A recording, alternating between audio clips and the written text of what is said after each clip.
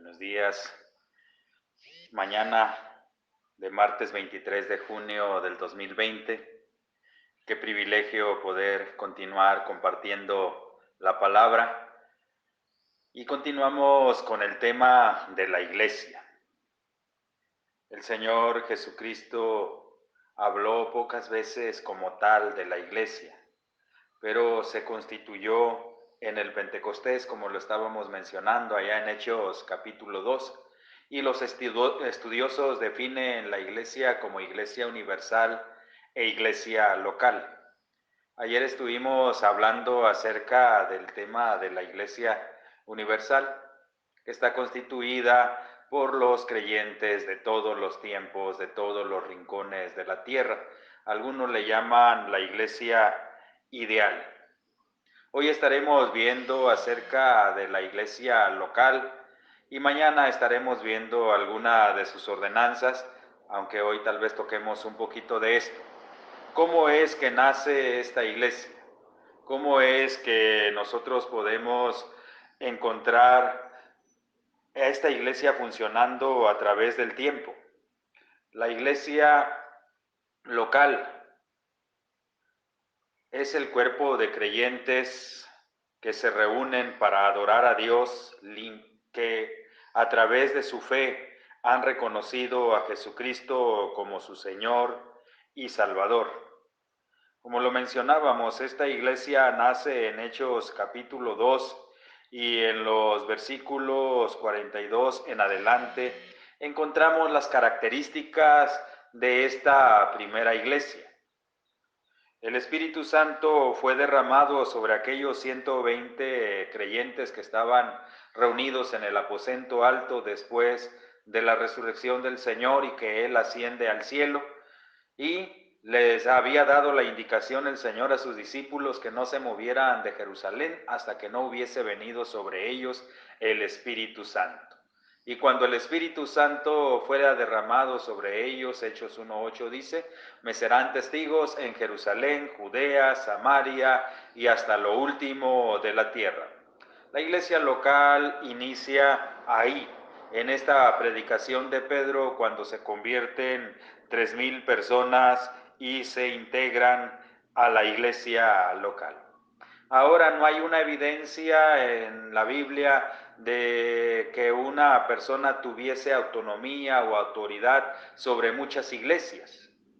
No hay una evidencia de que un solo hombre fuera el que estuviera dirigiendo a todas las iglesias. Esto nació posteriormente. La evidencia que sí encontramos en la Biblia es que los apóstoles iban y nombraban líderes locales, lo vamos a ver un ratito en la vida de Pablo, donde predicaban el evangelio, establecían hombres para cuidar de esa nueva congregación. Los vamos a conocer como ancianos, como obispos, como pastores. Estos hombres se hacían cargo de ese pequeño grupo de hermanos.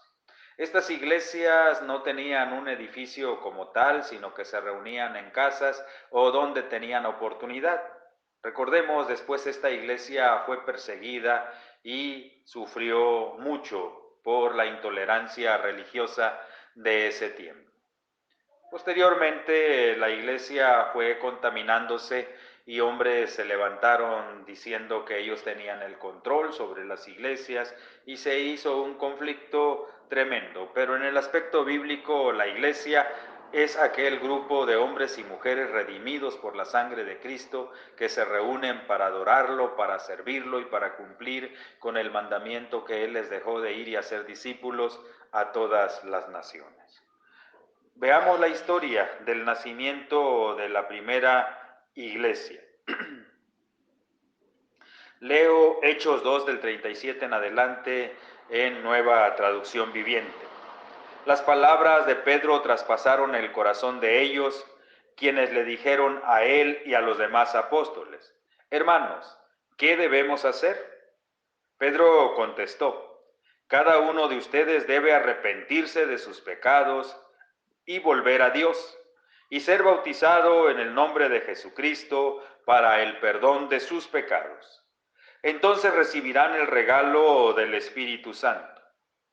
Esta promesa es para ustedes, para sus hijos e incluso para los gentiles, es decir, para todos los que han sido llamados por el Señor nuestro Dios. Entonces Pedro siguió predicando por largo rato y le rogaban con insistencia a todos los oyentes: sálvense de esta generación perversa. Los que creyeron en lo que Pedro dijo fueron bautizados y sumados a la iglesia ese mismo día como 3,000 en total. Todos los creyentes se dedicaban a las enseñanzas de los apóstoles, a la comunión fraternal, a participar junto en las comidas, entre ellas la cena del Señor y la oración. Un profundo temor reverente vino sobre todos ellos, y los apóstoles realizaban muchas señales milagrosas y maravillas. Todos los creyentes se reunían en un mismo lugar y compartían todo lo que tenían. Vendían sus propiedades y posesiones y compartían el dinero con ellos en necesidad. Adoraban juntos en el templo cada día. Se reunían en las casas para la cena del Señor y compartían sus comidas con gran gozo y generosidad, todo el tiempo alabando a Dios y disfrutando de la buena voluntad de Dios y de toda la gente. Y cada día el Señor agregaba a esa comunidad cristiana los que iban siendo salvos.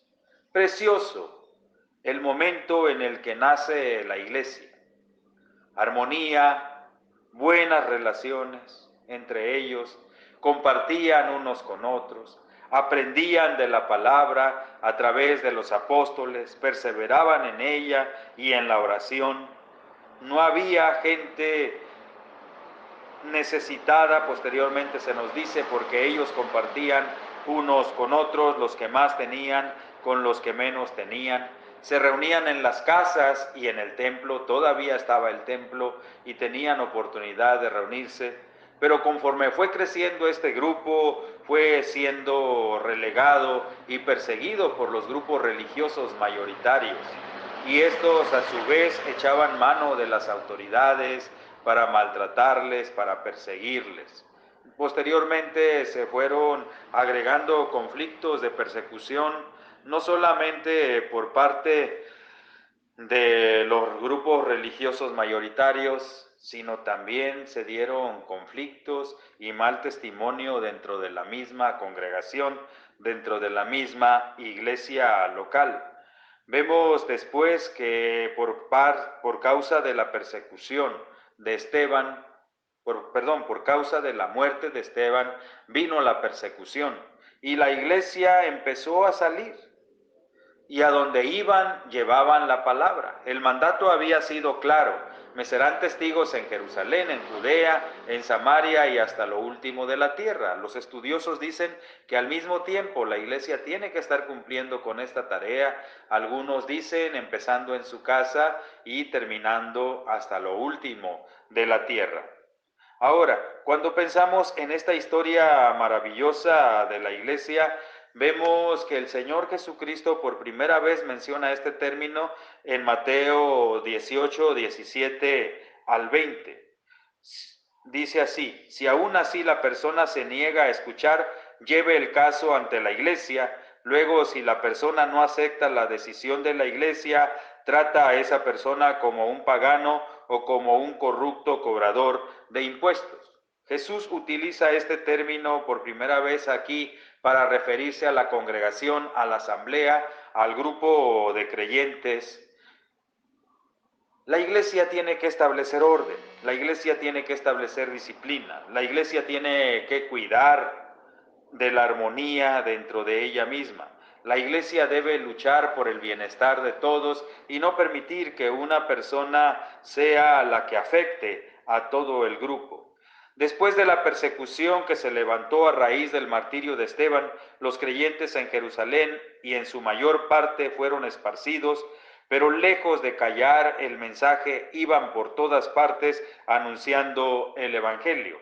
Esto nos lo narra Lucas allá en Hechos 8:4, y dice así: Felipe predicaba en Samaria, Así que los creyentes que se esparcieron predicaban la buena noticia acerca de Jesús a donde quiera que iban. Felipe, uno de los diáconos, hizo una gran obra en Samaria, y así, conforme leemos la historia de la iglesia primitiva en Hechos, encontramos cómo se fue extendiendo a todo el mundo conocido. El evangelio llegó muy rápido y se extendió por la fidelidad de la iglesia local. Ahora vemos aquí cómo hacían milagros los apóstoles, y esto ayudaba a que la gente se diera cuenta que no eran hombres comunes, aunque lo eran, pero dentro de ellos había un poder que ninguno otro tenía, y este era el poder que Dios les había dado a través de su Espíritu. Por eso vemos a Pedro haciendo diferentes milagros, sana a Eneas, resucita a Dorcas, y después vemos cómo se sigue dando esta situación de señales, y muchas personas creen en el Evangelio por las señales y maravillas de los apóstoles. Hechos 9:32 dice: mientras tanto Pedro viajaba de un lugar a otro y descendió a visitar a los creyentes de la ciudad de Lidia. La Biblia no nos narra dónde predicó cada uno de los apóstoles. Se habla un poquito de Pedro y de Pablo, pero de los demás no se habla. Hay diferentes libros que nos tratan de guiar a través de la historia de dónde los apóstoles llevaron el Evangelio. Se nos dice que llegaron hasta la India, que llegaron a África. Los apóstoles llevaron el Evangelio al mundo conocido de su tiempo. En poco tiempo la iglesia se extendió. Hoy en día la responsabilidad de la iglesia local sigue siendo la misma: llevar el Evangelio a todo el mundo conocido. Para Pedro fue difícil entender que el Evangelio era para los gentiles también, pero a través de una revelación, allá en Hechos 10 está la historia, cuando Dios lo envía a compartirle a Cornelio, este hombre funcionario del Imperio Romano militar. Y vemos cómo Pedro entiende por primera vez que el Evangelio es para todos. Pero Pablo es por excelencia el apóstol hacia los gentiles, este hombre que llevó el Evangelio a su gente, pero su propia gente lo rechazó, y él dijo: Dios me ha comisionado para llevar el Evangelio a los gentiles. En el curso de los 3 viajes misioneros, Pablo plantó iglesias locales en muchas partes de Siria, Asia Menor y de Grecia. Según la historia que nos detalla Lucas desde el capítulo 13 hasta el capítulo 20, vemos cómo Pablo lleva el Evangelio a todas estas regiones. Ahora, cuando reflexionamos en el trabajo de los apóstoles, vemos la organización que ellos tenían. En cualquier lugar donde llegaban y sembraban una iglesia, ponían líderes locales para que estuviesen a cargo de esa congregación. En Hechos capítulo 14, del 21 al 23, muy al inicio de la iglesia, Pablo establece líderes para que cuidaran del trabajo. Ustedes pueden leer los versículos completos, yo leo solamente el 21. Dice: después de predicar la buena noticia en Derbe y de hacer muchos discípulos, Pablo y Bernabé regresaron a Listra, Iconio, Antioquía de Pisidia, y establecieron ancianos para que estuviesen cuidando de la iglesia en ese lugar. Hechos 20 del 17 al 35 dice: cuando llegó a Mileto, Pablo envió mensaje a los ancianos de la iglesia de Éfeso para pedirles que vinieran a su encuentro. Y ustedes pueden leer toda esta historia de cómo Pablo ahí se despide prácticamente de ellos y les dice: he compartido con ustedes todo el mensaje del Señor públicamente y por las casas. Recuerden, la iglesia se extendió de una manera exponencial y llegaba al mundo conocido de una manera muy rápida por la fidelidad de los primeros creyentes. Es un ejemplo que nosotros tenemos que seguir hoy en día como iglesias locales, ya seamos numerosos en membresía o iglesias pequeñas. Tenemos la responsabilidad de ir y compartir las buenas noticias de salvación con todos aquellos que no le conocen. Necesitamos que la iglesia vuelva a ser una iglesia viva, Necesitamos que la iglesia vuelva a cumplir con la tarea que el Señor le dio de llevar el Evangelio. Ahora, cuando pensamos cómo nace esta iglesia y en dónde nace, encontramos que la iglesia nace en las casas, con pequeñas familias o con una persona interesada, y ellos invitaban a sus familiares, vecinos y amigos, y ahí se les predicaba. Vemos en el caso de Cornelio, cuando Pedro llega, encuentra una gran cantidad de personas entre sus conocidos y sus familias. Vemos cómo el carcelero de Filipos allá lleva a Pablo y a Silas a su hogar y esto les predican. Vemos la historia que muchas iglesias nacieron en las casas y ahí permanecían. Ahora, para formar parte de una iglesia, los creyentes se arrepentían de sus pecados e invitaban a Cristo a su corazón y se bautizaban para confirmar de esta manera su fe en Jesucristo. Pablo en 1 Corintios 12:13 nos dice: entre nosotros hay algunos que son judíos y otros que son gentiles, algunos que son esclavos y otros son libres, pero todos fuimos bautizados en un solo cuerpo por un mismo espíritu y todos compartimos el mismo espíritu. Pablo está hablando de los integrantes de la iglesia bautizados y sellados con el Espíritu de Dios, hombres y mujeres que creyeron en el Evangelio, hombres y mujeres que se arrepintieron de sus pecados y se reúnen constantemente para estudiar la palabra y compartir el mandato del Señor Jesucristo de llevar su palabra hasta lo último de la tierra. Ahora leo brevemente ahí en Romanos 6:5 para que veamos cómo la iglesia estaban en las casas. Dice: den también mi saludo a la iglesia que se reúne en el hogar de ellos. Saluden a mi querido amigo Epeneto. Él fue el primero de toda la provincia de Asia que se convirtió en seguidor de Cristo.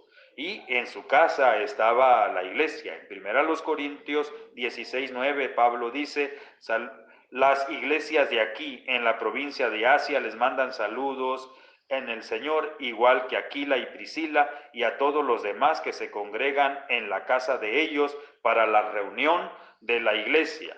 Y perdón, 1 Corintios 4:15 se nos dice: pues aunque tuvieran 10,000 maestros que les enseñaran acerca de mí, tienen un solo Padre espiritual, pues me convertí en su Padre en Cristo Jesús cuando les prediqué la buena noticia. Colosenses 4:15 nos habla de la iglesia en casa, y Filemón 2 dice: a nuestra hermana Apia, Arquipo, nuestro compañero de la lucha, y a la iglesia que se reúne en su casa. La iglesia primitiva era dinámica, era una iglesia que permanecía unida, era una iglesia que compartía los unos con los otros, eran hombres y mujeres que abrían sus casas para que ahí se estableciera la iglesia. Hoy en día necesitamos volver a la Biblia y a estos principios si queremos que la iglesia se extienda de una manera exponencial. Usted ahí en su lugar, comparta con otros el Evangelio, abra su casa, invítelos a que se reúnan y estudien la palabra. Usted compártales. El Señor nos ha dado esa bendición de podernos animar los unos a los otros.